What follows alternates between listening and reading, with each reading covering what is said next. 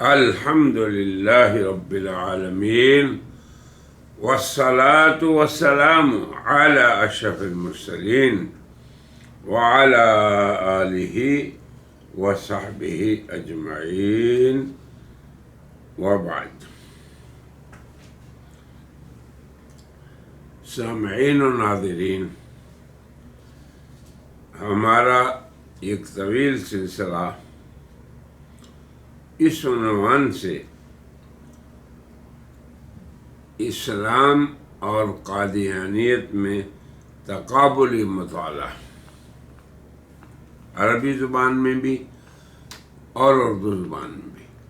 ہمارے عربی چینل الاسلام والقادیانیہ اس میں عربی میں ہے، اور اردو چینل دین بھلائی ہے اسلام اور قادیانیت، اس میں بھی یہ ایک طویل سلسلہ ہمارا ریکارڈڈ ہے، جس میں ہم ایمان باللہ، اللہ کی ذات و صفات کے بارے میں، اسلام کی کیا واضح کھلی تعلیمات ہیں، اور انہی امور میں قادیانیت کی کیا تصریحات ہیں، کیا موشگافیاں ہیں. قادیانی زعماء نے اللہ کی ذات و صفات کے بارے میں کیا کہا ہے؟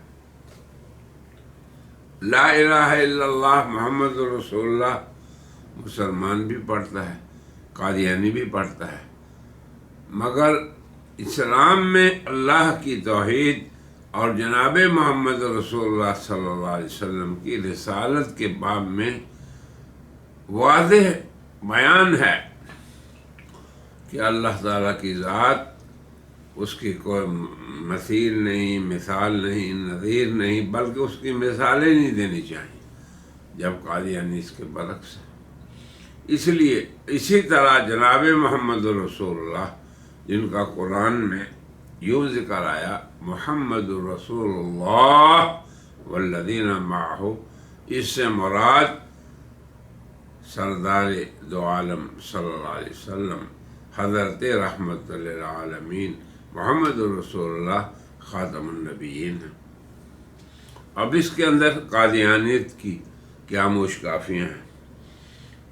ایمان باللہ کے بعد ایمان بالملائکہ کو ہم نے ڈسکس کیا، پھر ایمان بالکتب کے بارے میں یہ بتایا کہ اللہ تعالیٰ کی کتب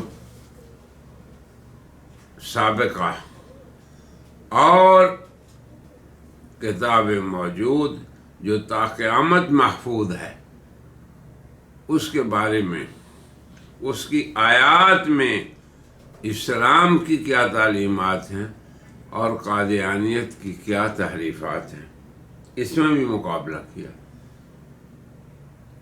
اور پھر ایمان بالرسل کے باب میں کہ اللہ کے جملہ رسول معصوم اور معظم ہیں، مگر قادیانی کسی نبی اور رسول جس کا نام لیتی ہے اسی پہ ہجوم کرتی ہے اور حملہ کرتی ہے. آخری پانچویں بات یہ تھی کہ یہ سلسلہ رسالت ربانی، اس کا اختتام جناب محمد رسول اللہ پر ہوا، اور ان کی نبوت و رسالت اور تعلیمات قیامت تک، اس دنیا کا جب آخری دن ہوگا اس وقت تک بھی وہ محفوظ ہوں گی، اور ان کی رسالت کا سلسلہ جاری و ساری رہے گا. یہ ہے ختم نبوت کا مفہوم. اور ان تمام تعلیمات کو نبیوں کے وارث اس امت کے علماء پھیلائیں گے بھی اور ان کی حفاظت بھی کریں گے. یہ ہے ختم نبوت کاز کی خدمت. تو ہماری درخواست یہ ہے کہ ان تمام موضوعات کو آپ اسلام اور قادیانیت، اس کا تقابلی مطالعہ اس میں دیکھیں. اردو میں بھی ذکر ہے اور عربی میں بھی. ہمارا آخری جو موضوع اس باب میں ہے، جس پہ ہم بیان کر رہے تھے، وہ ہے کہ اللہ تعالیٰ کی نبوت اور رسالت ربانی نبوت رحمانی اس کا سلسلہ تو منقطع ہو چکا. رہی کذب و دجل کی یا وحی شیطانی، اس کا سلسلہ قیامت تک رہے گا. اللہ نے فرمایا وَإِنَّ الشَّيَاطِينَ لَيُوحُونَ إِلَىٰ أَوْلِيَائِهِمْ لِيُجَادِلُوكُمْ. یہ سلسلہ رہے گا کہ شیاطین اپنے اولیاء کو، اپنے ساتھیوں کو، اپنے دوستوں کو، اپنے ہمراہوں کو وحی کرتے رہیں گے. کیوں؟ لِيُجَادِلُوكُمْ، تاکہ وہ اہل ایمان سے جھگڑتے رہیں. یہ ہوگا. اور اہل ایمان جب ان کا رد کریں گے تو ان کا اجر اس امت کے سرخیل لوگ حضرات صحابہ جتنا ہوگا. تو یہ معمولی خدمت نہیں ہے. ختم نبوت کاز کی خدمت جناب محمد رسول اللہ کے خصوصی شرف اور اعزاز خاص کا تحفظ ہے. آپ کی ذات مقدسہ کا اس کی حمایت ہے، اس کی خدمت ہے. بہت بڑا شرف ہے جس پہ ہمارے علماء بہت کچھ لکھ چکے ہیں اور ہم بھی کچھ کہہ چکے ہیں. اب اس سلسلے میں ہم نے اسلام کی واضح تعلیمات ذکر کر دی تھی. کیا؟ کہ جناب محمد رسول اللہ کے بعد مدعی نبوت کا ضابط دجال ٹھہرے گا، اور جو شخص یہ الزام کرے گا کہ اسے بھی وحی ہو رہی ہے وہ مرتد اور زندیق اور اس دنیا میں دارہ اسلام سے خارج سمجھا جائے گا. اسی دنیا میں یاد رکھیں آپ. اور اسی کی تصریح علماء اسلام نے کی ہے. فقہ اکبر میں ہے وَدَعْوَ النُّبُوَّةِ بَعْدَ نَبِيِّنَا صلی اللہ علیہ وسلم کفر بالجماع.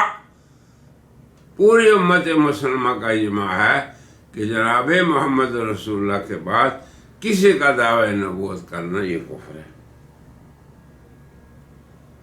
اور اسی طرح ابن حزم کی تحریر بھی ہم نے آپ کو بتائی کہ من قال ان بعد محمد صلی اللہ علیہ وسلم نبی غیر عیسی ابن مریم فإنه لا يختلف اثنان فی تکفیرہ. حضرت عیسیٰ علیہ السلام کا نزول ہوگا، صحیح بات ہے. وہ آپ ہی کے زمانے میں ان کا نزول ہوگا، یعنی نبوت کا زمانہ جناب محمد رسول اللہ کا ہوگا. اسی لیے وہ نبی ہونے کے باوجود متبع ہوں گے شریعت محمدیہ. تو وہ لکھتے ہیں ابن حزم کہ اگر کوئی شخص کہتا ہے کہ کوئی اور بھی نبی ہو سکتا ہے، اور پھر عیسیٰ قدیم نبی ہیں جن کو نبوت پہلے ملی، اس پہ بھی ہم بات کر چکے ہیں. جدید مدعی نبوت تو فرماتے ہیں کہ کوئی مسلمان ایسے شخص کے دائرہ اسلام سے نکلنے پر اسے اعتراض نہیں. اسی طرح ابن حجر مکی بھی یہی فرماتے ہیں کہ جو شخص جناب محمد رسول اللہ کے بعد وحی کا قائل ہے اس کا اسلام سے کوئی تعلق نہیں. اب اس باب میں قادیانیت کی موشگافیاں دیکھیے، ان کی تصریحات دیکھیے. دافع البلاء صفحہ 11، روحانی خزائن صفحہ 331 اور جلد 18 میں میرے صاحب فرماتے ہیں سچا خداوند وہی ہے جس نے قادیان میں اپنا رسول بھیجا. انا للہ و انا الیہ راجعون. اے ابنائے قادیانیت، اے مربیان قادیانیت، دیکھو تم نے خدا کو بھی اس پہ افطرا پردازی بھی کر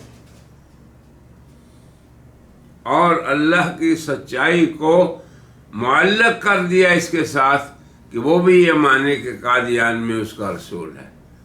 وہ کہتے ہیں کہ سچا خدا وہی ہے جس نے قادیان میں رسول بھیجا. بتاؤ کتنی بڑی جسارت ہے، زمین سے لے کے آسمان تک پھٹ جائے ہر چیز، اتنی بڑی جسارت ہے۔ اور اسی طرح حقیقت الوحی تتمہ صفحہ 68 اور خزائن روحانیہ